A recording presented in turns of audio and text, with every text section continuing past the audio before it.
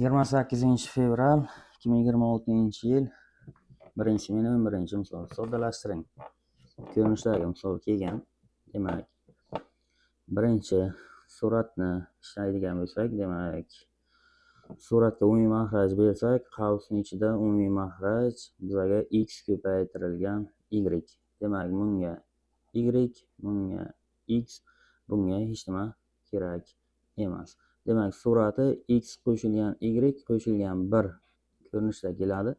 Uni oldida ko'paytirilgan x qo'shilgan y ayrilgan 1. Endi mahrajga e'tibor qarasak, mahrajga umumiy mahraj x kvadrat y kvadrat. Demak, x kvadrat y kvadrat umumiy mahraj bo'ladigan bo'lsa, birinchisiga y kvadratdan kerak, ikkinchisiga x kvadratdan kerak, uchinchisiga 2xy dan kerak, unisiga minus 1 ni o'zi kerak.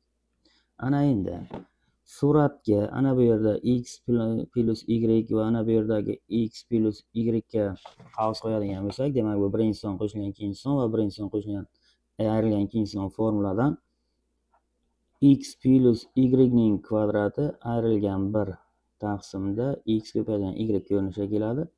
Mahrajimiz ham xuddi shunday. Mana y kvadrat x kvadrat 2xy bu x qo'shilgan y ning kvadrati ayrilgan 1 taqsimda x kvadrat y kvadrat ko'rinishiga keladi.